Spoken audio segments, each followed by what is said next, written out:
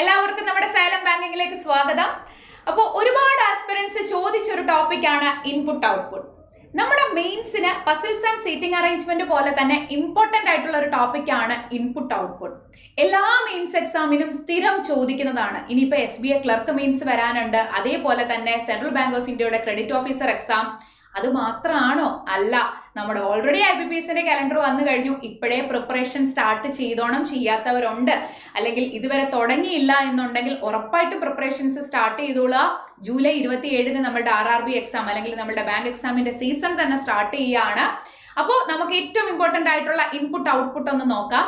Base തൊട്ട് നമ്മൾ പഠിക്കുന്നതായിരിക്കും. എന്താണ് ഇൻപുട്ട് ഔട്ട്പുട്ട്, ഏതൊക്കെ ടൈപ്പ് ഓഫ് ക്വസ്റ്റ്യൻസ് നമുക്ക് എക്സാമിന് പ്രതീക്ഷിക്കാം, എല്ലാ കാര്യങ്ങളും നമുക്ക് ഡീറ്റെയിൽഡ് ആയിട്ട് നോക്കാം. ഓക്കെ, അപ്പോൾ നമ്മളുടെ ഇൻപുട്ട് ഔട്ട്പുട്ടിലേക്ക് പോകുന്നതിന് മുന്നേ നിങ്ങൾ ഓൾറെഡി അറിഞ്ഞിട്ടുണ്ടായിരിക്കും, നമ്മളുടെ സൈലം ബാങ്കിങ് ടീം കോഴിക്കോട് ഒരു ഫ്രീ വർക്ക്ഷോപ്പ് കണ്ടക്ട് ചെയ്യുന്നുണ്ട്. അപ്പോൾ ഒരുപാട് ആസ്പിറൻസ് നമുക്ക് പേഴ്സണലി മെസ്സേജ് അയച്ച് ചോദിക്കുന്നുണ്ട്, മിസ്സേ SBA ക്ലർക്ക് മെയിൻസിന് മാത്രമാണോ വർക്ക്ഷോപ്പ്? ഒരു കാര്യം ചോദിക്കട്ടെ, നമ്മളുടെ ബാങ്ക് എക്സാമിന്റെ ഏറ്റവും വലിയ പ്രത്യേകത എന്താ? അല്ലെങ്കിൽ ബാങ്ക് എക്സാംസിന് പ്രിപ്പയർ ചെയ്യുമ്പോൾ നമ്മൾ ആദ്യം ഏറ്റവും ഇമ്പോർട്ടൻ്റ് ആയിട്ട് പറയുന്ന ഒരു കാര്യമാണ് ഒറ്റ സിലബസ് ഒരുപാട് എക്സാമും ഉണ്ട് എന്നുള്ളതാണ്, അല്ലെ? അതായത് നമ്മൾ SBA ക്ലർക്ക് മെയിൻസിന് വേണ്ടിയിട്ട് മാത്രമാണോ? ഞാൻ ചോദിക്കട്ടെ, SBA ക്ലർക്ക് മെയിൻസിന് വേറൊരു സിലബസ്, വരാൻ പോകുന്ന RRBക്ക് വേറൊരു സിലബസ്, അങ്ങനെയാണോ? അങ്ങനെ അല്ല. നമുക്ക് ഇപ്പൊ SBA ക്ലർക്കിന്റെ എക്സാം എഴുതിയിട്ടില്ലായിരുന്നു, അല്ലെങ്കിൽ SBA ക്ലർക്കിന്റെ പ്രിലിംസിന് ഞങ്ങൾ വിചാരിച്ച പോലെ ചെയ്യാൻ പറ്റിയില്ല, പ്രിലിംസ് കിട്ടുമോന്ന് അറിയത്തില്ല, മെയിൻസിന് പ്രിപ്പയർ ചെയ്യുന്നില്ല, അപ്പൊ അങ്ങനെയുള്ളവർ വരണ്ടായോ? ഉറപ്പായിട്ടും വരണം. ഞാൻ പറയുന്നത്, നിങ്ങൾ വർക്ക്ഷോപ്പിന് വന്നു കഴിയുമ്പോഴാണ് എങ്ങനെ പഠിക്കണം എന്ന് നിങ്ങൾക്ക് മനസ്സിലാക്കാൻ പറ്റുക. ഇപ്പൊ തുടക്കക്കാരാണെങ്കിലും ഉറപ്പായിട്ട് വർക്ക്ഷോപ്പിൽ നിങ്ങൾ അറ്റൻഡ് ചെയ്യുക.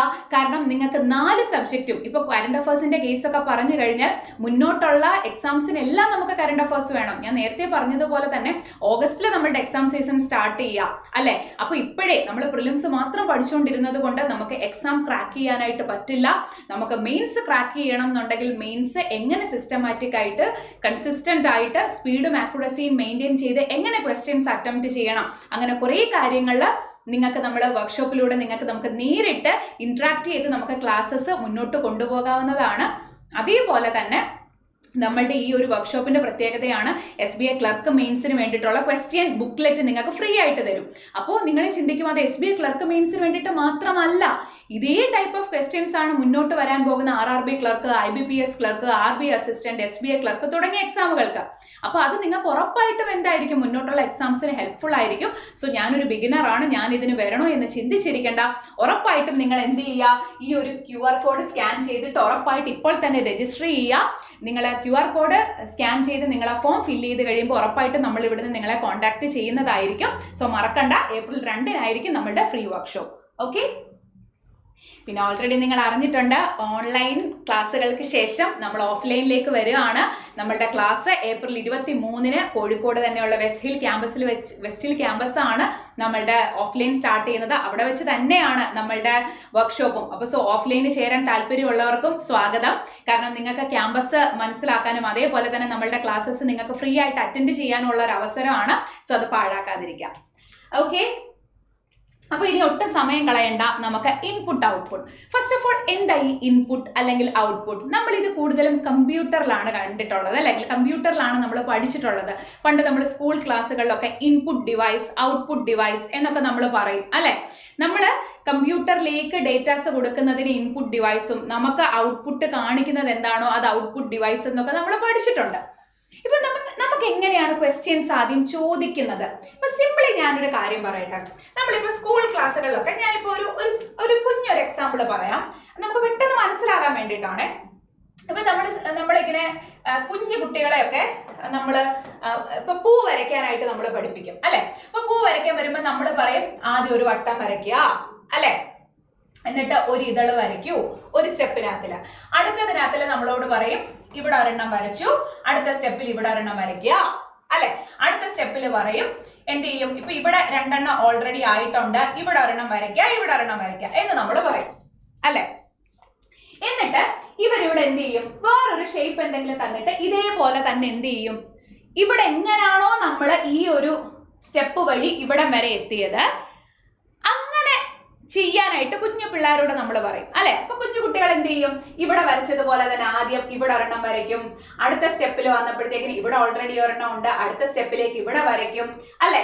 സോ ഇവിടെ വന്നിട്ട് അടുത്ത സ്റ്റെപ്പിലേക്ക് ഇവിടെ വന്നു. ഇങ്ങനെ ഞാൻ ഇതൊരു ജസ്റ്റ് എക്സാമ്പിൾ പറഞ്ഞതാ.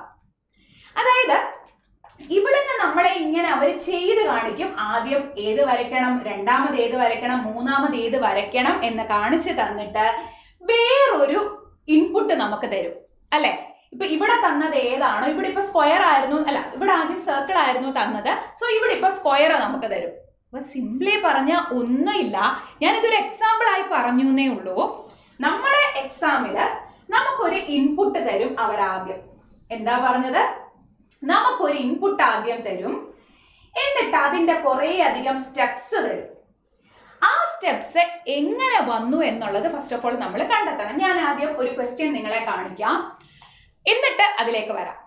ഇങ്ങനെ നോക്കിക്കേ, നമുക്ക് എക്സാമിന് എങ്ങനെയായിരിക്കും ക്വസ്റ്റ്യൻസ് വരിക എന്നറിയോ? അതേണ്ട, ഇവിടെ നമുക്കൊരു ഇൻപുട്ട് തന്നിട്ടുണ്ട്. ഇവിടെ വേണ്ട നമുക്കൊരു ഇൻപുട്ട് തന്നിട്ടുണ്ട്. ഇതിന് താഴെ വേണ്ട step 1, step 2, step 3, step 4, step 5 അല്ലെങ്കിൽ സ്റ്റെപ്പ് 4 വരെ ഉള്ളൂ അല്ലെ. 4 സ്റ്റെപ്പ് തന്നിട്ടുണ്ട്. അപ്പൊ ഇൻപുട്ട് തന്നിട്ടുണ്ട്, കുറെ അധികം സ്റ്റെപ്സ് തന്നിട്ടുണ്ട്. നേരത്തെ ഞാനൊരു എക്സാമ്പിൾ പറഞ്ഞു, ഒരു പൂ വരയ്ക്കാനായിട്ട് ആദ്യം ഒരു സർക്കിൾ വരച്ചു, ആദ്യം ഞാനൊരു ഇതള് വരച്ചു, അത് കഴിഞ്ഞ് രണ്ടാമതായപ്പോ രണ്ടാമതൊരു ഇതള് വരച്ചു അല്ലെ. ഇത് മനസ്സിലാക്കിയാണ് ഒരു കുഞ്ഞുകുട്ടി ഇപ്പുറത്ത് എങ്ങനെയാണോ ചെയ്തത് അതേപോലെ ഇപ്പുറത്ത് ചെയ്യുന്നത്. ഞാൻ പറഞ്ഞ് മനസ്സിലാവുന്നുണ്ടോ? ഇപ്പുറത്ത് എങ്ങനെയാണോ ആദ്യം വരച്ച് കാണിച്ചത് അതേപോലെ ചെയ്യുക. അപ്പൊ ഇവിടെ ഒരു ഇൻപുട്ട് തന്നിട്ടുണ്ട് നമുക്ക്, ഇവിടെ ഒരു ഇൻപുട്ട് നമുക്ക് തന്നിട്ടുണ്ട്, ഇവിടെ കുറച്ച് സ്റ്റെപ്സ് തന്നിട്ടുണ്ട് അല്ലെ. ഇവിടെ നമുക്ക് കുറച്ച് സ്റ്റെപ്സ് തന്നിട്ടുണ്ട്. അപ്പൊ എന്റെ ചോദ്യം, ഈ സ്റ്റെപ്പ് എങ്ങനെ വന്നു എന്ന് അവര് പറയത്തില്ല നമ്മളോട്. നമ്മൾ ആ സ്റ്റെപ്സ് നോക്കി അതിന്റെ ലോജിക്ക് ഫസ്റ്റ് ഓഫ് ഓൾ മനസ്സിലാക്കണം. എന്നിട്ട് ഇവര് വേറൊരു ഇൻപുട്ട് തന്നേക്കുന്നത് കണ്ടോ? ഈ ഇൻപുട്ടിന്റെ ഔട്ട്പുട്ട് വേണം നമ്മൾ കണ്ടുപിടിക്കാൻ. എന്താണ് ഇൻപുട്ട് ഔട്ട്പുട്ട് എന്ന് മനസ്സിലായി എന്ന് കരുതുന്നു. സിംപ്ലി പറഞ്ഞാൽ ഒന്നുമില്ല, അവരൊരു ഇൻപുട്ട് തരും, അതിൽ കുറെ സ്റ്റെപ്സ് തരും, ലാസ്റ്റ് സ്റ്റെപ്പ് ആയിരിക്കും ഫൈനൽ ഔട്ട്പുട്ട്. എങ്ങനെ സ്റ്റെപ്പ് വന്നു എന്ന് അവർ റിട്ടേൺ ആയിട്ടൊന്നും പറയത്തില്ല. സ്റ്റെപ്സ് നോക്കി മനസ്സിലാക്കി അതിന്റെ ലോജിക്ക് മനസ്സിലാക്കുക. എന്നിട്ട് അവർ വേറൊരു ഇൻപുട്ട് തരും, ആ ഇൻപുട്ടിന്റെ ഔട്ട്പുട്ട് ഇതേപോലെ കണ്ടുപിടിക്കുക. ഇവിടെ എന്ത് ലോജിക്കാണോ യൂസ് ചെയ്തിട്ടുള്ളത് അതേ ലോജിക്ക് യൂസ് ചെയ്തിട്ട് വേണം ഇതിന്റെ ഔട്ട്പുട്ട് കണ്ടുപിടിക്കാൻ. സിംപ്ലി മനസ്സിലായല്ലോ? എങ്ങനെയാണോ ഞാൻ അല്ലെങ്കിൽ നമ്മളുടെ കുഞ്ഞു കുട്ടികളെ പൂ വരയ്ക്കാൻ പഠിപ്പിക്കുന്നത്, നീ ഇങ്ങനെ ചെയ്യൂ അല്ലേ, അതേപോലെ ഇപ്പുറത്തും ചെയ്യാം. അപ്പൊ ലോജിക്ക് മനസ്സിലാക്കുന്നതിലാണ് കാര്യം. അത്യാവശ്യം ബേസ് മനസ്സിലായിട്ടുണ്ട് എന്ന് കരുതുന്നു. അപ്പൊ ഇതെങ്ങനെ കണ്ടുപിടിക്കും അതിലാണ് കാര്യം. അതിലേക്ക് നമുക്ക് വരാം. അപ്പൊ ഫസ്റ്റ് ഓഫ് ഓൾ നമുക്ക് തന്നിട്ടുള്ള ഇൻപുട്ടിന്റെ ഔട്ട്പുട്ട് എങ്ങനെയാണ് കിട്ടിയത്, മീൻസ് നമുക്ക് റെഫറൻസ് ആയിട്ട് തന്നിട്ടുള്ള ഇൻപുട്ടിന്റെ ഈ സ്റ്റെപ്സ് എങ്ങനെ വന്നു എന്നുള്ളത് ആദ്യം നമ്മൾ കണ്ടെത്തണം. ഇവിടെ ഇപ്പൊ തന്നിട്ടുള്ള ക്വസ്റ്റ്യനകത്തില് നമുക്ക് നമ്പേഴ്സ് ഉണ്ട്, മീൻസ് നമ്പർ ഉണ്ട്, അതേപോലെ തന്നെ വേർഡും ഉണ്ട്. എപ്പോഴും ഇങ്ങനെ മാത്രമല്ല ക്വസ്റ്റ്യൻസ് വരിക. നമ്പേഴ്സ് മാത്രമുള്ളത് ഇൻപുട്ട് തരാറുണ്ട്. നമ്പേഴ്സ് തന്നെ, അതായത് നമ്പേഴ്സ്, സിംഗിൾ ഡിജിറ്റ് നമ്പേഴ്സ്, അതേപോലെ തന്നെ പിക്ചോറിയൽ ആയിട്ടുള്ള ടാബുലർ ബേസ് ചെയ്തിട്ടുള്ള നമ്പർ ബേസ് ചെയ്തിട്ടുള്ള ഇൻപുട്ട് ഔട്ട്പുട്ട് ചോദിക്കാറുണ്ട്. ലെറ്റേഴ്സ് മാത്രമുള്ളത് ചോദിക്കാറുണ്ട്, വേർഡ് മാത്രമുള്ളത് ചോദിക്കാറുണ്ട്. അങ്ങനെ പല തരത്തിലുള്ള ക്വസ്റ്റ്യൻ ആണ്. നമ്മൾ ഏറ്റവും ബേസ് ടൈപ്പ് പഠിച്ചിട്ട് ഓരോ വീഡിയോസ് ആയിട്ട് ഓരോ ടൈപ്പ് നമുക്ക് എക്സ്പ്ലെയിൻ ചെയ്യാം. ഓക്കെ, അപ്പൊ ഇന്നത്തെ ഇതിനകത്ത് നമുക്ക് ഇവിടെ നമ്പറും ഉണ്ട്, അതേപോലെ തന്നെ വേർഡും ഉണ്ട്. അപ്പൊ എങ്ങനെയാണെന്ന് നമുക്ക് നോക്കിയാലോ. ഇതിന്റെ ബേസ് ആദ്യം എന്താണെന്നൊന്ന് മനസ്സിലാക്കാം. അപ്പൊ ഇവിടെ നമ്മൾ ആദ്യം ചെയ്യേണ്ട കാര്യം എന്താണെന്നറിയോ? നമ്മൾ ഇതിന്റെ റെഫറൻസ് കണ്ടുപിടിക്കണം. What you mean by reference? എന്താ ഈ റെഫറൻസ് എന്ന് ഉദ്ദേശിക്കുന്നത്? നമ്മൾ ഈ ഇൻപുട്ടിൽ നിന്ന് ഈ സ്റ്റെപ്പ് 1 എങ്ങനെ വന്നു, ഇൻപുട്ടിൽ നിന്ന് സ്റ്റെപ്പ് 2 എങ്ങനെ വന്നു, സ്റ്റെപ്പ് 3 എങ്ങനെ വന്നു, 4 എങ്ങനെ വന്നു. ഇൻപുട്ടിൽ നിന്നാണ് ആദ്യം സ്റ്റെപ്പ് 1 വരിക, ദെൻ അതിനുശേഷമാണ് സ്റ്റെപ്പ് 2 വരിക, അതിനുശേഷമാണ് സ്റ്റെപ്പ് 3 വരുന്നത്. അപ്പൊ എങ്ങനെ ഇത് വന്നു എന്ന് നമ്മൾ മനസ്സിലാക്കണ്ടേ? അത് മനസ്സിലാക്കുന്നതാണ് നമ്മൾ റെഫറൻസ് കണ്ടെത്തുക എന്ന് പറയുന്നത്. അപ്പൊ നമുക്കൊന്ന് നോക്കാം. ഇവിടെ നമ്മൾ ശ്രദ്ധിക്കേണ്ട കാര്യം എന്താണെന്നറിയോ? നമ്മുടെ ഈ ഇൻപുട്ടിനകത്തിലുള്ള ഓർഡർ എങ്ങനെയാണെന്ന് നോക്കണം. ഫസ്റ്റ് ഓഫ് ഓൾ ഇവിടെ നമ്പർ ഉണ്ട്, മീൻസ് നമ്പർ എന്ന് പറയുന്ന വേർഡ്, അതിനുശേഷം ഒരു number 45, then gym, then 54, then completed, then 36, brief, 63, 27 and made. ഇങ്ങനെയാണല്ലോ തന്നിട്ടുള്ളത്. സ്റ്റെപ്പ് 1ലേക്ക് വന്നപ്പോ എവിടെയാണ് വ്യത്യാസം, അതാണ് ആദ്യം നമ്മൾ കണ്ടെത്തേണ്ടത്. ഇവിടെ സ്റ്റെപ്പ് 1ലേക്ക് വന്നപ്പോ നിങ്ങളൊന്ന് നോക്കിക്കേ, ഇവിടെ ആദ്യത്തേത് നമ്പർ ആയിരുന്നു. നമ്പർ എന്ന് പറയുന്ന ഒരു വേർഡ് ആയിരുന്നു. ഞാൻ നമ്പർ എന്ന് പറയുമ്പോൾ നമ്പർ ആണെന്ന് തെറ്റിദ്ധരിക്കല്ലേ, നമ്പർ എന്ന് പറയുന്ന വേർഡാണ്. പക്ഷെ ഇവിടെ വന്നപ്പോ ഈ മൂന്നാമത് കിടക്കുന്ന ജിം എന്ന് പറയുന്ന വേർഡാണ് ഇവിടെ ഫസ്റ്റ് വന്നേക്കുന്നത്. ഓക്കെ, ഇവിടെ നമ്പറിന് ശേഷം 45 ആയിരുന്നു. പക്ഷെ ഇവിടെ ഇവിടെ കിടക്കുന്ന 63 എന്ന് പറയുന്ന നമ്പർ ആണ് ഇവിടെ രണ്ടാമത് വന്നേക്കുന്നത്. ആ വ്യത്യാസം മനസ്സിലായോ? അതായത് ഇൻപുട്ടിൽ നിന്ന് ആദ്യം ഇവിടെ വ്യത്യാസം വന്നേക്കുന്നത് ജിം എന്ന് പറയുന്ന വേർഡിനും അതേപോലെ 63 എന്ന് പറയുന്ന നമ്പറിനുമാണ് വ്യത്യാസം വന്നേക്കുന്നത്. വേറെ ആർക്കെങ്കിലും വ്യത്യാസം വന്നിട്ടുണ്ടോ എന്ന് നമുക്കൊന്ന് നോക്കാം. അതിനുശേഷം നമ്പർ അതേപോലെ തന്നെ, ഞാൻ മുകളിലത്തേത് ഇറൈസ് ചെയ്യാം, അല്ലെങ്കിൽ നിങ്ങൾക്ക് കൺഫ്യൂഷൻ ആകരുത് എല്ലാം കൂടെ. ശ്രദ്ധിച്ചേ, ഇവിടെ വ്യത്യാസം വന്ന ആൾക്കാർ ഈ ജിമ്മും 63 ആണ്. ബാക്കി നോക്കിക്കേ, അവരെ ഞാൻ ഈ ലെഫ്റ്റ് എൻഡിലേക്ക് നമ്പറും കൊടുത്തു, വേർഡും കൊടുത്തു, നമ്പറും കൊടുത്തു. ദെൻ നമ്പർ അതേപോലെ നിങ്ങൾ ശ്രദ്ധിച്ചേ, 45 അതേപോലെ, 54, then complete, then 36, then brief, then 27 and made. കണ്ടോ? ആ ഫസ്റ്റ് സ്റ്റെപ്പിനകത്തില് ഇൻപുട്ടിൽ നിന്ന് 2 ആൾക്കാർക്ക് മാത്രമാണ് വ്യത്യാസം വന്നത്. ജിം എന്ന് പറയുന്ന വേർഡിനും 63 എന്ന് പറയുന്ന നമ്പറും അവരെ ലെഫ്റ്റ് എൻഡിലേക്ക് കൊണ്ടുപോയി. ബാക്കി ആർക്കും ഒരു വ്യത്യാസമില്ല. നിങ്ങൾ ഇങ്ങനെ ചിന്തിക്കരുത്, അതായത് ഈ നമ്പറിനെ ഇങ്ങോട്ട് നീക്കി, അങ്ങനല്ല, ഈ ഓർഡറിനാണ് ഇമ്പോർട്ടൻസ്. നമ്പർ കഴിഞ്ഞ് 45, 45 കഴിഞ്ഞ് 54, അല്ലെ ജിം, അത് കഴിഞ്ഞ് 54, കംപ്ലീറ്റ് 36, അതേ ഓർഡറാണ് വന്നേക്കുന്നത്. ഓർഡറിൽ നിന്ന് വ്യത്യാസം വന്ന 2 ആൾക്കാര് 63 ജിമ്മും മാത്രമാണ്. കണ്ടോ?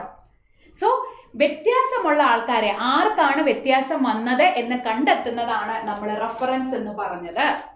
ഓക്കെ, അപ്പൊ ആദ്യത്തെ സ്റ്റെപ്പ് മനസ്സിലായി. അപ്പൊ രണ്ടാമത്തെ സ്റ്റെപ്പിൽ ആർക്കാ വ്യത്യാസം ഒന്ന് കണ്ടെത്തണ്ടേ? രണ്ടാമത്തെ സ്റ്റെപ്പ് ഒന്ന് നോക്കാം. ഇതേ ജിമ്മും 63 തന്നെ ഇവിടെ കിടക്കുന്നത് ആണല്ലോ. അടുത്തത് വന്നപ്പോഴത്തേക്കിന് ഇവിടെയുള്ള ലാസ്റ്റ് കിടന്ന മെയ്ഡാണ് ഇങ്ങോട്ടേക്ക് വന്നേക്കുന്നത്. ആൻഡ് ഓൾസോ ഇവിടെ ഉള്ള 54 ആണ് ഇവിടോട്ട് വന്നേക്കുന്നത്. അതിനുശേഷം നോക്കിക്കേ, നമ്പർ അതേപോലെ, 45 അതേപോലെ, കംപ്ലീറ്റ് അതേപോലെ, ദെൻ 36 അതേപോലെ, ഗ്രീഫ് അതേപോലെ, 27 അതേപോലെ, ഒരു വ്യത്യാസവും ഇല്ല. സോ രണ്ടാമത്തെ സ്റ്റെപ്പിലേക്ക് വന്നപ്പോഴും നമുക്ക് 2 ആൾക്കാർക്കാണ് വ്യത്യാസം വന്നത്. വ്യത്യാസം വന്ന ആൾക്കാരാരാ? നോക്കിക്കേ, മെയ്ഡ് എന്ന് പറയുന്ന വേർഡും അതേപോലെ 54 എന്ന് പറയുന്ന നമ്പറിനുമാണ് എന്ത് ചെയ്തിട്ടുള്ളത്, ഇവിടെ വ്യത്യാസം വന്നിട്ടുള്ളത്. ഓക്കെ, കുഴപ്പമില്ലല്ലോ. ഇപ്പൊ നിങ്ങൾക്ക് ഒരു ഐഡിയ ഉണ്ടായി കാണും. ഇപ്പൊ ഇവിടെ നോക്കിയപ്പോ ആദ്യം വ്യത്യാസം വന്ന ആളെ ലെഫ്റ്റ് എൻഡിൽ എഴുതി, ആദ്യം വേർഡ് ദെൻ നമ്പർ. അടുത്ത രണ്ടാമത്തെ സ്റ്റെപ്പ് വന്നപ്പോഴത്തേക്കിനും മാറ്റം വന്ന മെയ്ഡ് എന്ന് പറയുന്ന വേർഡും 54 എന്ന് പറയുന്ന നമ്പറിനെയും ലെഫ്റ്റ് എൻഡിലേക്ക്, അതായത് ആദ്യം എഴുതി കഴിഞ്ഞ നമ്പർ കഴിഞ്ഞിട്ടാണ് ലെഫ്റ്റ് എൻഡിലേക്ക് അകത്തേക്ക് എഴുതിയേക്കുന്നത്. ബാക്കി ആർക്കും ഒരു വ്യത്യാസമില്ല. വ്യത്യാസമുള്ള ആളെ കണ്ടുപിടിക്കുക, അതാണ് ആദ്യത്തെ ടാസ്ക്. മൂന്നാമത്തേതിലേക്ക് വരാം. ഇനി ഓട്ടോമാറ്റിക്കലി നമ്മളുടെ ഒരു വ്യൂ എങ്ങോട്ടേക്ക് പോകും? ജിം 63 അതേപോലെ ഉണ്ട്, മെയ്ഡ് 54 അതേപോലെ ഉണ്ട്. അടുത്തത് നമ്പറിന് പകരം ഇവിടെ വന്നിരിക്കുന്നത് ഗ്രീഫ് എന്ന് പറയുന്ന വേർഡാണ്. നോക്കിക്കേ, പിന്നെ 45. അടുത്തതോ നമ്പർ, ദെൻ കംപ്ലീറ്റഡ്, 36, 27. ബാക്കി ആർക്കും ഒരു വ്യത്യാസമില്ല. അപ്പൊ ആർക്കൊക്കെയാ വ്യത്യാസം വന്നത്? ദെൻ ബ്രീഫ് എന്ന് പറയുന്ന വേർഡിനും 45 എന്ന് പറയുന്ന നമ്പറിനുമാണ് വ്യത്യാസം വന്നേക്കുന്നത്. കണ്ടോ? ഇനിയിപ്പോ ഓട്ടോമാറ്റിക്കലി അടുത്ത സ്റ്റെപ്പ് നോക്കിക്കേ, ജിം 63 അതേപോലെ, മെയ്ഡ് 54 അതേപോലെ, ഗ്രീഫ് 45 അതേപോലെ. അടുത്തതോ നമ്പർ 36. അടുത്ത നോക്കിക്കേ, നമ്പർ 36. അപ്പൊ നിങ്ങൾക്ക് തോന്നും, അങ്ങനെയാണെങ്കിൽ ലാസ്റ്റ് വന്ന ആൾക്ക് വ്യത്യാസം ഇല്ലേ? ആക്ച്വലി അവരുദ്ദേശിച്ച ഒരു കോൺസെപ്റ്റ് എന്താണോ അത് ഇവിടെ വന്നപ്പോഴത്തേക്കിന് കംപ്ലീറ്റ് ആയി, അതുകൊണ്ടായിരിക്കും അടുത്ത സ്റ്റെപ്പ് ഇല്ലാതിരുന്നത്. സോ അങ്ങനെയാണെങ്കിൽ ലാസ്റ്റ് എനിക്ക് എന്ത് പറയാം? ഇവിടെ കംപ്ലീറ്റ് ആൻഡ് 27 എന്ന് പറയുന്ന number. This is the reference. ഇത് ഞാൻ ഇത്രയും മനസ്സിലാക്കി പറയാൻ വേണ്ടിയിട്ടാണ് ഇത്രയും സമയം എടുത്തത്. നമുക്ക് പ്രാക്ടീസ് ഉള്ളപ്പോൾ വളരെ വേഗത്തിൽ എന്ത് ചെയ്യാൻ പറ്റും? ഇത് പെട്ടെന്ന് തന്നെ എന്ത് ചെയ്യാൻ പറ്റും? നമുക്ക് മനസ്സിലാക്കാനായിട്ട് പറ്റും. അപ്പോൾ റെഫറൻസ് കണ്ടെത്തുക എന്നുള്ളതായിരുന്നു ആദ്യത്തെ ടാസ്ക്. അപ്പൊ എന്റെ ചോദ്യം ചുമ്മാ തന്നെ ജിം എന്ന് പറയുന്ന നമ്പർ, ജിം എന്ന് പറയുന്ന വേർഡ് ആദ്യം എടുത്തോ, അല്ലെങ്കിൽ 63 എന്ന് പറയുന്ന നമ്പർ എടുത്തോ. ഇവിടെ made, grief, number and complete ഇത്രയും വന്നിട്ടുണ്ട്. അപ്പൊ ഇത് എന്തിന്റെ ബേസിസിലാണ് എടുത്തത്? ആ ലോജിക്കാണ് നമ്മൾ മനസ്സിലാക്കേണ്ടത്. അപ്പം വേർഡ്സ് എന്തിന്റെ ബേസിസിൽ എടുത്തു, at the same time number എന്തിന്റെ ബേസിസിൽ എടുത്തു എന്നുള്ളത് നമുക്ക് കണ്ടുപിടിക്കണം. നമ്പർ കാണുമ്പോഴേ ഇപ്പൊ നിങ്ങൾക്ക് മനസ്സിലായിട്ടുണ്ടായിരിക്കും. ആദ്യം 63, 54, 45, 36, 27. ഇത് കാണുമ്പോഴേ എനിക്ക് പറയാം നമ്പർ എന്താണ്, descending order of the numbers അല്ലെ. വലുതിൽ നിന്ന് ചെറുതിലേക്ക് ഏറ്റവും വലിയ നമ്പർ ആദ്യം എടുത്തു, അത് കഴിഞ്ഞിട്ട് അടുത്ത ചെറിയ നമ്പർ, അങ്ങനെ ഡിസെൻഡിങ് ഓർഡർ ആണ് എന്ന് എനിക്ക് എന്ത് ചെയ്യാൻ പറ്റുന്നുണ്ട്, പറയാനായിട്ട് പറ്റുന്നുണ്ട്. കുഴപ്പമില്ലല്ലോ. ഓക്കെ, ഇനി അങ്ങനെയാണെങ്കിൽ ഈ വേർഡ്സോ ഇവിടെ നോക്കിക്കേ. ഇവിടെ ആദ്യം പെട്ടെന്ന് അപ്പൊ നമ്പർ, അപ്പൊ നിങ്ങൾ ചോദിക്കും എപ്പോഴും ഈ ഡിസെൻഡിങ് ഓർഡർ മാത്രമാണോ? അല്ല, ആ ഒരു ലോജിക്ക് നമ്മുടെ പ്രാക്ടീസിനനുസരിച്ചിട്ടാണ് നമുക്ക് കിട്ടുക. ഇപ്പൊ ഇവിടെ പറഞ്ഞത് ഡിസെൻഡിങ് ഓർഡറാ, ഇതേപോലെ അസെൻഡിങ് ഓർഡർ വരാം. ഈ ഡിജിറ്റ്സിന്റെ തന്നെ സമ്മ്, അതേപോലെ തന്നെ പ്രോഡക്റ്റ്, അതിന്റെ തന്നെ അസെൻഡിങ് ഡിസെൻഡിങ് ഓർഡറിൽ വരാം. ഇതിന്റെ സ്റ്റാർട്ടിംഗ് ഡിജിറ്റ്സിന്റെ സ്ക്വയർ, ക്യൂബ്, അതിന്റെ അസെൻഡിങ് ഓർഡർ ഡിസെൻഡിങ് ഓർഡറിൽ വരാം. എങ്ങനെ വേണമെങ്കിലും വരാം. അപ്പൊ നിങ്ങൾ ചിന്തിക്കും എക്സാമിന്റെ സമയത്ത് നമുക്ക് ഈ ലോജിക്ക് പെട്ടെന്ന് എങ്ങനെയാ മനസ്സിലാകാം? അതിന് വേണ്ടിയിട്ടാണ് പ്രാക്ടീസ്, കണ്ടിന്യൂസ് പ്രാക്ടീസ് ചെയ്യണം. ഇങ്ങനെ ഓരോ ടൈപ്പുള്ള ക്വസ്റ്റ്യൻസ് നമ്മൾ ഡെയിലി ബേസിസിൽ പ്രാക്ടീസ് ചെയ്യുമ്പോൾ ഉറപ്പായിട്ടും എക്സാമിന് ഇരിക്കുമ്പോഴത്തേക്കിന് നമുക്ക് ആ ഒരു ലോജിക്ക് എന്താണ് എന്നുള്ളത് മനസ്സിലാകും. ഇനി സാധാരണഗതിയിൽ പെട്ടെന്ന് വേർഡ്സ് പറയുക, നമ്മൾ വേർഡ്സ് പറയുമ്പോഴത്തേക്കിന് നമ്മൾ പറയും ആൽഫബറ്റിക്കൽ ഓർഡർ ആണോ നോക്കണോ എന്ന് പറയും. ഇവിടെ നോക്കിക്കേ, ഇത് ജിയിൽ സ്റ്റാർട്ട് ചെയ്യുന്നു, ദെൻ എം, എഗെയിൻ ജി വന്നു. അതായത് ആദ്യം ജിയിൽ സ്റ്റാർട്ട് ചെയ്യുന്ന വേർഡ്, ഇപ്പം ആൽഫബറ്റിക്കൽ ഓർഡർ പറയുകയാണെങ്കിൽ ഇവിടെ ആദ്യം ജിയിൽ സ്റ്റാർട്ട് ചെയ്യുന്ന വേർഡ്, ഇവിടെ ദെൻ എം, എഗെയിൻ ജി വന്നു. അപ്പൊ എനിക്ക് ആൽഫബറ്റിക്കൽ ഓർഡർ ആണെന്ന് ഇനിയും പറയാൻ പറ്റുമോ? അപ്പൊ എനിക്ക് ഇനിയിപ്പോ ആൽഫബറ്റിക്കൽ ഓർഡർ ആണ് എന്ന് എനിക്ക് പറയാൻ പറ്റില്ല.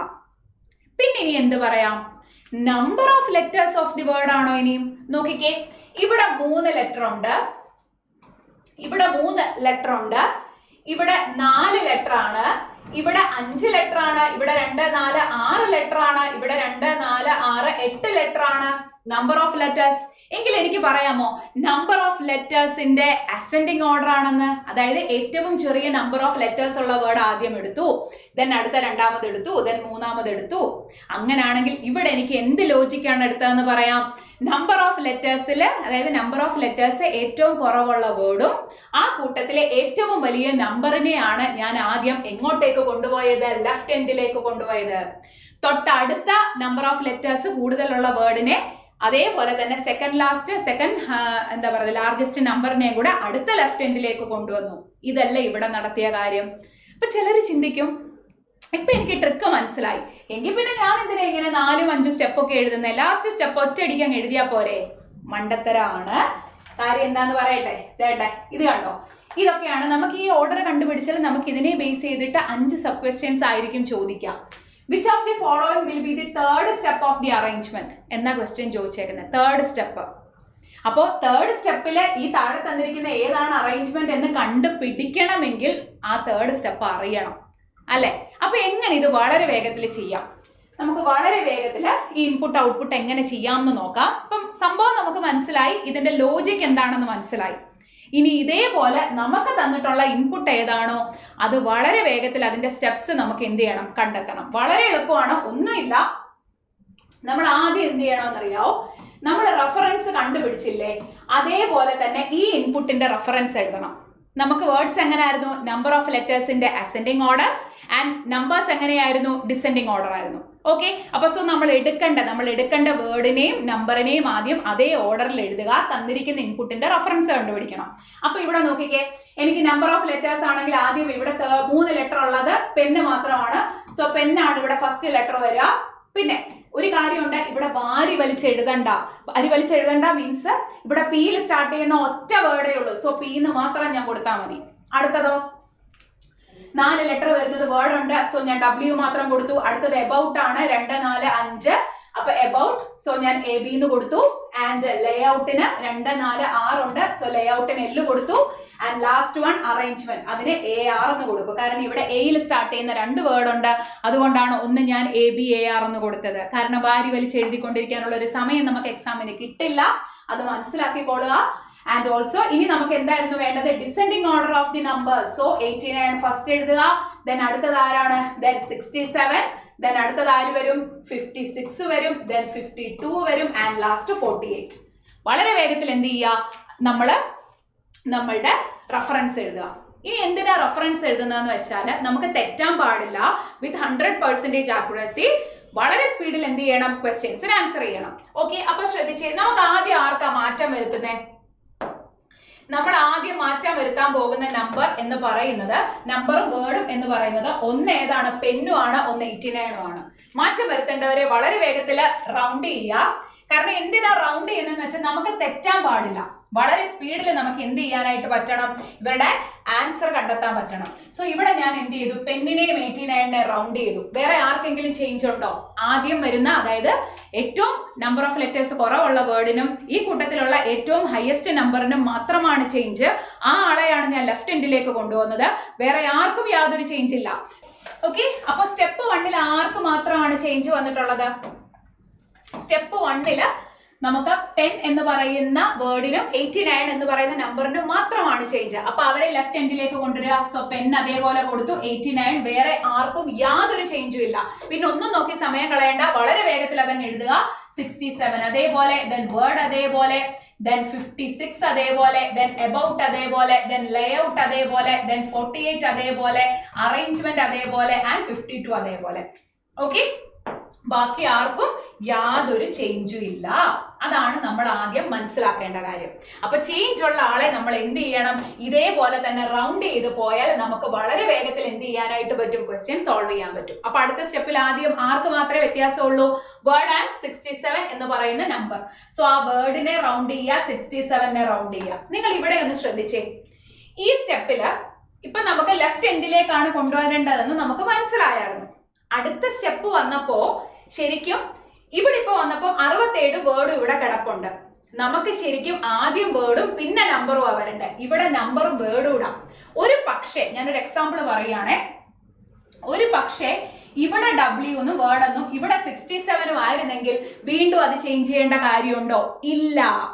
which is very very very important one. അതായത് ഇവിടെ ഓൾറെഡി W 67 ഈ ഓർഡറിൽ കിടക്കുകയായിരുന്നു എന്നുണ്ടെങ്കിൽ അതിന് യാതൊരു ആവശ്യവും ഇല്ല. പക്ഷെ ഇവിടെ അങ്ങനല്ല. ഇവിടെ 67 W നമ്മുടെ ഇൻപുട്ടിനകത്തില് നമ്മളോട് എങ്ങനെയാണോ നമ്മൾ പൂ വരച്ച് കാണിച്ചതെന്ന് പറഞ്ഞില്ലേ, അതേപോലെ വരയ്ക്കണം. അപ്പോ നമ്മുടെ ക്വസ്റ്റ്യനകത്തില് ആദ്യം നമ്പറും, വേണമെങ്കിൽ സംശയം ഉണ്ടോ നോക്കിക്കോ, ഇവിടെ ആദ്യം വേർഡും പിന്നെ നമ്പറും. ഓക്കെ, അപ്പൊ ഇവിടെ ശരിക്കും പറഞ്ഞ നമ്പറും വേർഡൂടെ തിരിഞ്ഞാ കിടക്കുന്നത്. അപ്പൊ പിന്നെ അത് നമുക്ക് പറ്റത്തില്ല, എന്തായാലും മാറ്റം വരുത്തണം. സോ സെക്കൻഡ് സ്റ്റെപ്പില് അതേപോലെ തന്നെ നമ്മൾ എഴുതുക. നമ്മുടെ പെന്നിന് മാറ്റമില്ല, 89ന് മാറ്റമില്ല, ദെൻ വേർഡ് അതേപോലെ എഴുതി, ദെൻ 67. ബാക്കി ആർക്കും യാതൊരു ചേഞ്ചും ഇല്ല. വളരെ സ്പീഡിൽ എന്ത് ചെയ്യുക? ബാക്കി തന്നിട്ടുള്ളത് അതേപോലെ തന്നെ എഴുതുക. അറേഞ്ച്മെന്റ് അതേപോലെ, 52 അതേപോലെ. അടുത്ത സ്റ്റെപ്പിലേക്ക് നോക്കിക്കേ. ഇവിടെ AB ആൻഡ് 56, അതായത് എബൌട്ട് എന്ന് പറയുന്ന വേർഡും 56ന് മാത്രമാണ് വ്യത്യാസം. സോ എബൌട്ട് ആൻഡ് 56 നിങ്ങൾ എന്ത് ചെയ്യുക? റൗണ്ട് ചെയ്യുക. ഇതേപോലെ തന്നെ തിരിഞ്ഞാണ് കിടക്കുന്നത്. സോ മൂന്നാമത്തെ സ്റ്റെപ്പില് പെൻ അതേപോലെ, 89 അതേപോലെ, വേർഡ് അതേപോലെ, 67 അതുപോലെ. ദെൻ അടുത്തത് എബൌട്ട് എഴുതണം, വേർഡ് ആണ് വരേണ്ടത്. ദെൻ അതിനുശേഷം number, then layout, then 48 and then arrange and last 52. Clear അല്ലേ? ഓക്കെ, ഇനി അടുത്ത സ്റ്റെപ്പിലോ, അടുത്തതിൽ ആർക്കാ വ്യത്യാസം? Layout and 52. സോ ഹിയർ ഇവിടെ നോക്കിക്കേ, ഇവിടെ ലേഔട്ട് ആൻഡ് 52 ഇവിടെയാണ് കിടക്കുന്നത്. ബാക്കി ആർക്കും യാതൊരു ചേഞ്ചും ഇല്ല. എന്തിനാ ഇങ്ങനെ റൗണ്ട് ചെയ്തെന്ന് മനസ്സിലായിട്ടുണ്ടായിരിക്കും. വളരെ വേഗത്തിൽ നമുക്ക് എന്ത് ചെയ്യണം? ഇതിന്റെ ആൻസർ കണ്ടെത്തണം. തെറ്റാൻ പാടില്ല. വിത്ത് 100% ആക്യുറസിയിൽ നമുക്ക് സ്പീഡിൽ ചെയ്യണം. റൗണ്ട് ചെയ്താൽ ഒരിക്കലും തെറ്റത്തില്ല. ബാക്കിയുള്ളവരെ അതേപോലെ തന്നെ എന്ത് ചെയ്താൽ മതി? എഴുതിയാൽ മതി. ഓക്കെ, അപ്പൊ നാലാമത്തേത്, സോ പെൻ അതേപോലെ, ദെൻ 89 അതേപോലെ, വേർഡ് അതുപോലെ, 67 അതുപോലെ, എബൌട്ട് അതേപോലെ, 56, ദെൻ ലേഔട്ട് അതേപോലെ തന്നെയാണ്. പക്ഷെ അതിനുശേഷം ആരെ കൊടുക്കണം? 52, then 48, then arrange. Okay, and last സ്റ്റെപ്പിലേക്ക് നമ്മൾ കടക്കുകയാണ്. ലാസ്റ്റ് സ്റ്റെപ്പിൽ ആരാ വന്നേക്കുന്നത് നോക്കിക്കേ? Arrange and 48. അപ്പൊ ആദ്യം അറേഞ്ച് വരണമായിരുന്നു, ദെൻ 48 ആണ്. പക്ഷെ ഇവിടെ തിരിഞ്ഞാ കിടക്കുന്നത്. ഒരു പക്ഷെ തിരിഞ്ഞ് കിടന്നില്ല എന്നുണ്ടെങ്കിൽ വീണ്ടും അതിനെ ഒരു സ്റ്റെപ്പ് നിങ്ങൾ ആക്കരുത്. കാരണം ഇതിന്റെ സബ് ക്വസ്റ്റ്യൻ നമ്മളോട് ചോദിക്കുക എന്തായിരിക്കും എന്നറിയോ? ഇപ്പം എത്രാമത്തെ സ്റ്റെപ്പിലാണ് നിങ്ങൾക്ക് ഔട്ട്പുട്ട് കിട്ടിയത്? അപ്പൊ ശരിക്കും ഇതിപ്പോ തിരിഞ്ഞായിരുന്നു എന്നുണ്ടെങ്കിൽ 4ാമത്തെ സ്റ്റെപ്പാ. പക്ഷെ ഇവിടെ ഇപ്പൊ തിരിഞ്ഞല്ല കിടക്കുന്നത്. അപ്പൊ സോ ഒരു സ്റ്റെപ്പ് കൂടെ നമുക്ക് വേണ്ടി വരും. സോ അഞ്ചാമത്തെ സ്റ്റെപ്പ് അഗൈൻ പി അതേപോലെ 89 അതേപോലെ W 67 about and 56 layout 52 ആദ്യം വേർഡ് എഴുതണം അറേഞ്ച് ആൻഡ് ദെൻ 48. സോ ഇവിടെ അഞ്ചാമത്തെ സ്റ്റെപ്പിലാണ് എനിക്ക് ഔട്ട്പുട്ട് കിട്ടിയത്. അപ്പൊ ചിലരിങ്ങനെ തെറ്റിദ്ധരിക്കും, നമുക്ക് വേണ്ട നമ്മുടെ ഈ ക്വസ്റ്റ്യനകത്തില് ലാസ്റ്റ് സ്റ്റെപ്പ് എന്ന് പറയുന്നത് നാലാമത്തെ സ്റ്റെപ്പാ. ഇവിടെ നാലാമത്തെ സ്റ്റെപ്പിൽ തന്നെ ഔട്ട്പുട്ട് കിട്ടി, പക്ഷെ നമുക്ക് തന്നിട്ടുള്ള ഇൻപുട്ടിനകത്തിൽ നാലാമത്തെ സ്റ്റെപ്പിൽ ഔട്ട്പുട്ട് കിട്ടിയില്ല, അഞ്ചാമത്തെ സ്റ്റെപ്പിലാണ്. സോ ഒരിക്കലും ഇൻപുട്ടിൽ അങ്ങനെ ആയിരുന്നു. അതുകൊണ്ട് നമുക്ക് തന്നിട്ടുള്ള, അതായത് നമുക്ക് റെഫറൻസ് കാണിച്ചിട്ടുള്ള ഇൻപുട്ടിൽ ഇത്രാമത്തെ സ്റ്റെപ്പിൽ ഔട്ട്പുട്ട് കിട്ടിയെന്നും പറഞ്ഞ് നമുക്ക് ക്വസ്റ്റ്യൻ തന്നിട്ടുള്ള ഇൻപുട്ടിനകത്തിൽ അതേ ഔട്ട്പുട്ടിൽ അതിൽ അത്രാമത്തെ സ്റ്റെപ്പിൽ തന്നെ ഔട്ട്പുട്ട് കിട്ടുമെന്ന് നമുക്ക് പറയാനായിട്ട് പറ്റില്ല. സോ മനസ്സിലായോ ഇത്? ഇനി ഇതിനെ ബേസ് ചെയ്തിട്ടുള്ള സബ് ക്വസ്റ്റ്യൻസ് നിങ്ങൾ ആൻസർ ചെയ്യണം. നമ്മൾ എനിക്കെൻ്റെ ലോജിക്ക് മനസ്സിലായി, ഓക്കെ ഇതെനിക്ക് മനസ്സിലായി, ഇങ്ങനെ ചെയ്താൽ മതിയല്ലോ, അങ്ങനെ വിചാരിച്ചിരുന്ന ഒരിക്കലും നിങ്ങൾ എക്സാമിന് വരുമ്പോൾ ഇൻപുട്ട് ഔട്ട്പുട്ട് ക്വസ്റ്റ്യൻസ് നിങ്ങൾക്ക് ചെയ്യാനായിട്ട് പറ്റില്ല. നിങ്ങൾ നല്ലതുപോലെ എന്ത് ചെയ്യണം? പ്രാക്ടീസ് ചെയ്യണം. ഓക്കെ, ഇപ്പൊ നമുക്ക് വേണമെങ്കിൽ ഇതിന്റെ ഒരു സബ് ക്വസ്റ്റ്യൻ നമുക്കൊന്ന് ചെയ്ത് നോക്കാം. വേണ്ട, which of the following will be the third step of the arrangement? ഇവിടെ കണ്ടോ, ഈ തന്നിരിക്കുന്നതിനകത്തിൽ തേർഡ് സ്റ്റെപ്പ് ഏതാണ് എന്നാ ചോദിച്ചേക്കുന്നത്. അപ്പൊ തേർഡ് സ്റ്റെപ്പ് എഴുതിയെങ്കിലല്ലേ തേർഡ് സ്റ്റെപ്പ് കണ്ടുപിടിക്കാൻ പറ്റൂ. അപ്പൊ മൂന്നാമത്തെ സ്റ്റെപ്പ് എന്ന് പറയുന്നത് ഇതാ, നോക്കിക്കേ. Pen 89 word 67 about 56 layout 48 arrangement and 52. അങ്ങനെ വരുന്നത് ഏതാണ്? സോറി, ഇവിടെ പെൻ 89 വേർഡ് 56 about layout അങ്ങനല്ലല്ലോ, 56 about layout എന്നല്ലല്ലോ. യെസ് 67 ആണ്. അപ്പൊ തന്നെ ഫസ്റ്റ് ഓപ്ഷൻ അല്ല, പക്ഷെ സെക്കൻഡ് ഓപ്ഷൻ നോക്കിക്കേ. Pen 89 word 67 about 56 layout 48 arrangement and 52. Yes, ഇത് തന്നെയാണ്. ഇവിടെ 56 about എന്നായിരുന്നു, പക്ഷെ മറ്റേത് about 56 എന്നല്ലേ? യെസ്, കറക്റ്റ് ആണ്. Layout 48 arrangement. സോ ഇവിടെ എനിക്ക് എന്ത് പറയാം? Option B is the right answer. കണ്ടോ? അടുത്ത ക്വസ്റ്റ്യൻ നോക്കിക്കേ. Which step is the last step of the arrangement? ഇതിന്റെ ലാസ്റ്റ് സ്റ്റെപ്പ് ഏതാണ്? നമുക്ക് ഓൾറെഡി മനസ്സിലായി ഏതാ, സ്റ്റെപ്പ് 5 ആണ്. So here also option B is the right answer. ഇങ്ങനെ നിങ്ങൾ ഓരോ ഇൻപുട്ട് ഔട്ട്പുട്ടിന്റെയും സബ് ക്വസ്റ്റ്യൻസ് സഹിതം ചെയ്ത് പഠിക്കണം. എപ്പോഴും ഞാൻ ക്ലാസ്സിൽ പറയുന്ന കാര്യമാണ്, ഒന്നിനെയും ഒരു ടോപ്പിക്കിനെയും ആരെയും നിസ്സാരമായി കാണരുത്. കാരണം ഇത് പ്രാക്ടീസ് ചെയ്തെങ്കിൽ മാത്രമേ എക്സാമിന് ചെല്ലുമ്പോൾ നമുക്ക് ചെയ്യാനായിട്ട് പറ്റത്തുള്ളൂ. ഓക്കെ, ഈ ഒരു ക്വസ്റ്റ്യനോടെ നമുക്ക് ചെയ്യാം. Which of the following will be the sum of the fourth number from left end? Very very very important one. Fourth number from left end of third step. മൂന്നാമത്തെ സ്റ്റെപ്പിലെ ലെഫ്റ്റ് എൻഡിൽ നിന്നുള്ള നാലാമത്തെ നമ്പർ നോക്കാം. നമുക്ക് ഇവിടെ നോക്കിക്കേ. മൂന്നാമത്തെ സ്റ്റെപ്പ് ഇതാണ്. ഇതാണ് ഒന്നാമത്തെ നമ്പർ, ഇതാണ് രണ്ടാമത്തെ നമ്പർ, ഇതാണ് മൂന്നാമത്തെ നമ്പർ. നമുക്ക് വേണ്ടത് എത്രാമത്തെ നമ്പറാ? നാലാമത്തെ നമ്പർ. That means 48. അപ്പോ ലെഫ്റ്റ് എൻഡിൽ നിന്നുള്ള നാലാമത്തെ നമ്പർ എവിടുന്ന്? തേർഡ് സ്റ്റെപ്പിൽ നിന്നും അതിന്റെയും, and third number from right end of last step. Last സ്റ്റെപ്പിൽ നിന്ന് വലത്തെ അറ്റത്തുനിന്ന് മൂന്നാമത്തെ നമ്പറിന്റെയും കൂടെ സം എത്ര ആണ്? ലാസ്റ്റ് സ്റ്റെപ്പ് എന്ത് ചെയ്തേണ്ടേ? അതിലെ ഫസ്റ്റ് നമ്പർ ഇതാണ്, സെക്കൻഡ് നമ്പർ ഇതാണ്, ഇതാണ് തേർഡ് നമ്പർ 56. ഓക്കെ, അപ്പൊ 48 56 104. Option A is the right answer. കണ്ടോ? അപ്പൊ ഇതേപോലെ നമ്മൾ ചെയ്തത് കറക്റ്റ് ആണെങ്കിൽ മാത്രമേ ആ ഇൻപുട്ട് ഔട്ട്പുട്ടിൽ നിന്ന് നമുക്ക് എന്ത് ചെയ്യാനായിട്ട് പറ്റത്തുള്ളൂ? ആൻസേഴ്സ് കണ്ടുപിടിക്കാനായിട്ട് പറ്റത്തുള്ളൂ. ഓക്കെ, എനിക്ക് തോന്നുന്നു ഇനി ഒരു 2 ക്വസ്റ്റ്യൻ കൂടെ ഉണ്ട്. ഇത് ഹോംവർക്ക് ആണ്. ഉറപ്പായിട്ട് നിങ്ങൾ ഇതിന്റെ ആൻസേഴ്സ് കമന്റ് ചെയ്യുക. ആൻഡ് ഇതിന്റെ ആൻസേഴ്സ് 1 സെക്കൻഡ്. ഓക്കെ, ഇതിന്റെ ആൻസർ എക്സ്പ്ലനേഷനും കൂടെ ഓൾറെഡി ഞാൻ ഇതിന്റെ PDF ഈ ചെയ്തതിന്റെ നിങ്ങൾ വീഡിയോ വന്നതിന് ശേഷം ഇതിന്റെ PDF ഞാൻ എന്റെ ടെലഗ്രാം ചാനലാണ് ഇത്, റീസണിംഗ് വിത്ത് അഞ്ജു. നിങ്ങൾക്ക് ഇതിൽ ജോയിൻ ചെയ്യാവുന്നതാണ്. നിങ്ങൾക്ക് പ്രാക്ടീസ് ക്വസ്റ്റ്യൻസ് അതേപോലെ തന്നെ ബാങ്ക് എക്സാംസിനെ പറ്റിയിട്ടുള്ള കംപ്ലീറ്റ് ഡീറ്റെയിൽസ് ഈ ഒരു ടെലഗ്രാം ചാനലിലൂടെ നിങ്ങൾക്ക് കിട്ടുന്നതായിരിക്കും. ഓക്കെ, അപ്പോൾ ഇൻപുട്ട് ഔട്ട്പുട്ട് നന്നായിട്ട് മനസ്സിലായോ? നിങ്ങൾക്ക് ഡൗട്ട്സ് ഉണ്ടെങ്കിൽ ഉറപ്പായിട്ടും നിങ്ങൾ കമന്റ് ചെയ്യുക. ഇത് മാത്രമല്ല കേട്ടോ ഇൻപുട്ട് ഔട്ട്പുട്ട്, ഇത് ഇൻപുട്ട് ഔട്ട്പുട്ടിന്റെ ഏറ്റവും ബേസ് ക്വസ്റ്റ്യൻ ആണ്. നമ്പർ ഓഫ് ലെറ്റേഴ്സ്, ഇതിൽ തന്നെ പല ഡിഫറെന്റ് ലോജിക് ഉള്ള ക്വസ്റ്റ്യൻസ് ഉണ്ട്. നമ്പേഴ്സ് മാത്രം വരുന്ന, അല്ലെങ്കിൽ നമ്പേഴ്സ് തന്നെ ഡിഫറെന്റ് ആയിട്ട് നമുക്ക് പിക്ചറിൽ റെപ്രസെന്റേഷൻ മെത്തേഡ്. ഇപ്പൊ ഞാൻ സിംപ്ലി ഒരു എക്സാമ്പിൾ പറയാം. ഇപ്പൊ നമ്പേഴ്സ് തന്നെ, ഇപ്പൊ 56, ഞാനൊരു ചുമ്മാ ഒരു എക്സാമ്പിൾ പറയുകയാണ്. 78, ഇപ്പൊ 76, 54. ഇത് രണ്ടും കൂടെ ഞാൻ ചുമ്മാ ഒരു ക്വസ്റ്റ്യൻ എഴുതുകയാണ്. ഇത് ഞാൻ വെറുതെ ഒരു ലോജിക് ഒന്നും ഇല്ല, ചുമ്മാ നിങ്ങൾക്ക് മനസ്സിലാകാൻ വേണ്ടിയിട്ട്. എന്നിട്ട് ഇത് ചിലപ്പോൾ ഇൻപുട്ട് ആയിരിക്കും, ഇത് അതിന്റെ സ്റ്റെപ്പ് 1 ദെൻ സ്റ്റെപ്പ് 2 ഈ ടൈപ്പ് ഓഫ് ക്വസ്റ്റ്യൻസ് വരാറുണ്ട്. ഇങ്ങനെ ബോക്സ് ബേസ്ഡ് ആയിട്ടുള്ള ഇൻപുട്ട് ഔട്ട്പുട്ട് ചോദിക്കാറുണ്ട്, നമ്പേഴ്സ് മാത്രം, വേർഡ്സ് മാത്രം, അങ്ങനെ പലതും മിക്സ് ചെയ്ത് ക്വസ്റ്റ്യൻസ് നമുക്ക് വരാറുണ്ട്. ഇതൊക്കെ നമുക്ക് ഓരോ വീഡിയോസ് ആയിട്ട് നമുക്ക് എക്സ്പ്ലെയിൻ ചെയ്യാം. സോ നിങ്ങൾക്ക് മനസ്സിലായോ എന്ന് ഉറപ്പായിട്ട് നിങ്ങൾ എന്ത് ചെയ്യുക, കമന്റ് ചെയ്യുക. ഈ ഹോംവർക്കിന്റെ ആൻസേഴ്സും കമന്റ് ചെയ്യുക. ഓക്കെ, പിന്നെ ഓൾറെഡി ഞാൻ പറഞ്ഞിട്ടുണ്ട്, നിങ്ങൾക്ക് നമ്മുടെ കൂട്ടത്തിൽ ചേർന്ന് 2025 കംപ്ലീറ്റ് എക്സാംസിനും ഒരുമിച്ച് നിന്ന് പ്രിപ്പയർ ചെയ്യാവുന്നതാണ്. ഇപ്പോഴേ ഞാൻ പറഞ്ഞു, തലേ ദിവസം പ്രിപ്പയർ ചെയ്തിട്ട് പോയി എഴുതാൻ പറ്റുന്ന ഒരു എക്സാം അല്ല ബാങ്ക് എക്സാം. അതുകൊണ്ട് തന്നെ നമ്മൾ അൾട്ടിമേറ്റ് ബാങ്കർ ബാച്ച് സ്റ്റാർട്ട് ചെയ്തിട്ടുണ്ടായിരുന്നു. 2025 വരുന്ന എല്ലാ എക്സാംസും അടിപൊളിയായിട്ട് പ്രിപ്പയർ ചെയ്യാൻ. അപ്പൊ നമ്മൾ കഴിഞ്ഞ കുറച്ച് ക്ലാസ്സസ് ഒക്കെ കഴിഞ്ഞിട്ടുണ്ട്, പക്ഷെ അതിന്റെ എല്ലാം റെക്കോർഡഡ് സെഷൻസ് നിങ്ങൾക്ക് അവൈലബിൾ ആണ്. ഇപ്പോഴും നിങ്ങൾക്ക് ഈ ഒരു ബാച്ചിൽ ജോയിൻ ചെയ്യാവുന്നതാണ്. സോ വളരെ വേഗത്തിൽ റെക്കോർഡഡ് സെഷൻസ് കണ്ടെത്തിയിട്ട് നമുക്ക് നേരെ ലൈവില് എന്ത് ചെയ്യാം, പ്രിപ്പയർ ചെയ്യാം. ഇനി നിങ്ങൾക്ക് ലൈവ് കാണാൻ പറ്റിയില്ല എന്നുണ്ടെങ്കിൽ എല്ലാത്തിന്റെയും റെക്കോർഡഡ് സെഷൻസ് അവൈലബിൾ ആണ്. സോ നമ്മുടെ കൂട്ടത്തിൽ തന്നെ ജോയിൻ ചെയ്ത് പഠിക്കാം. ഓക്കെ, ഇനി എക്സ്ക്ലൂസീവ് ആയിട്ട് നമ്മുടെ സൈലം ബാങ്കിങ്ങിന്റെ പ്രത്യേകതയാണ് നമ്മുടെ മിഷൻ സൈനിക് ബാങ്കർ എക്സ് സർവീസിന് വേണ്ടിയിട്ട് എക്സ്ക്ലൂസീവ് ആയിട്ടുള്ള നമ്മളുടെ ബാച്ചാണ്. സോ ഉറപ്പായിട്ടും ഏതെങ്കിലും എക്സ് സർവീസ് ആസ്പിറന്റ് ഉണ്ടെങ്കിൽ ഉറപ്പായിട്ടും മിഷൻ സൈനിക് ബാങ്കറിൽ തന്നെ ജോയിൻ ചെയ്യാം.